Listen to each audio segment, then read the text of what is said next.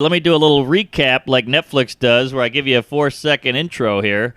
So basically, saw a guy on the street, on the sidewalk, holding a cell phone, and like 9 guys on bikes traveling next to him going, give me the phone, and he's going, nope. And then they get to the intersection, he's in the middle of the street, and they're literally circling him and tapping him on the back where he keeps turning, and the guy's going, I'll give you the money, give me the phone. I'll give you the money, just give me the phone. And he's going, nope, I'm calling the police, nope, too late. And then the cops come, everybody scatters, they talk to the fat white guy. That's where we're at. Right.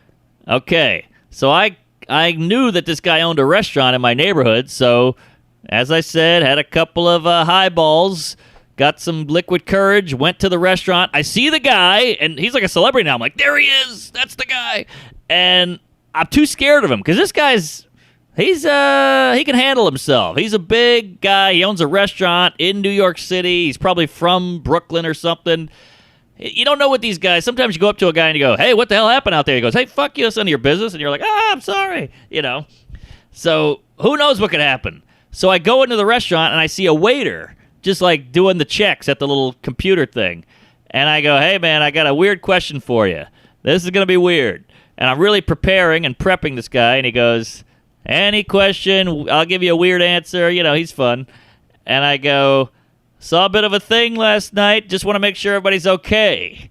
Trying to fake concern a little bit. Sure. And he goes, oh, yeah, that thing with Robbie or whatever. Yeah, that was nothing. And I go, is everything all right? He goes, yeah. And you ready? Can you guess? Well, so far it sounds like he's trying to downplay. He's going to give you the explanation? Is that what I'm guessing? Yes. All right. Well, I guessed last week of what the situation was. I don't like that this guy's downplaying. That makes me think. Yeah, I don't like a downplay. Because then the answer might not be as juicy. Right. So, and who's this guy? This guy works there. He works at the restaurant where the incident happened. No, he works at the restaurant where the big guy owns it. I got you. Okay. I'm going to say, boy, I still think my guess last week was pretty good, where they came up and they took a video and they, drooped him or they did something to him, and he took that video away and said, fuck you.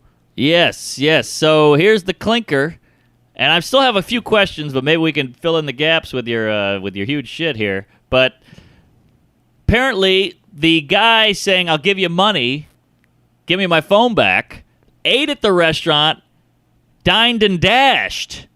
So the big guy said, fuck you, I'm going through hell, it's quarantine, my restaurant's been closed, I'm broke, I can't afford to have you eating here and then not paying. So he yanked the phone from the kid.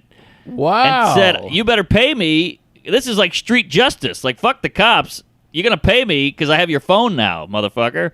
And that, I saw them like 6 blocks away. So that means they had trailed him that long. Now, I don't know why there was 9 of them, but I think it just kind of like got some dust kicked up, and they were like, let's follow this guy. This is getting crazy. And it never got violent, never got heated really to fisticuffs, but that's how far that guy had walked, and that's how far they'd followed him until it came to a head in front of me, and they called the police. I'm so confused. I thought it was kids on bikes. It was. The kids on the bikes ate at the restaurant? I think the one guy ate there with the phone guy. Hey, give me my phone back. That guy ate there. He might have been a little older, but the other guys were like 19 at the oldest. I see, because we're going from kids to guys. So when I hear kids, I'm thinking 13, 12. When I hear guys, I'm thinking you and me. Late teens. I still call that kids. I'm 71. Okay, so these are kids / guys. So the kids and the guys are the same. Guys and dolls. We're interweaving kids and guys. Yes, which is dangerous territory according to Epstein. But yeah, this is or Spacey or whoever. But yeah, the one guy with the phone seemed like he might have been 22, 21. Sounds like he's a guy and the rest are kids. Is that correct? A little bit, but I'm sure there was a 15. I'm sure there was a 19. I'm sure there was a 16. I'm sure there was a 20. I think it was a sprinkle. Okay, so a sprinkle of guys and kids. Guys and kids. Horrible Broadway show.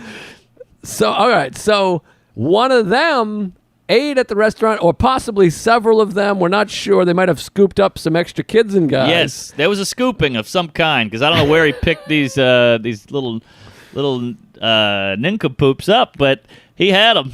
So they chew and screw. We called that a chew and screw back in my day, back when I was like banging.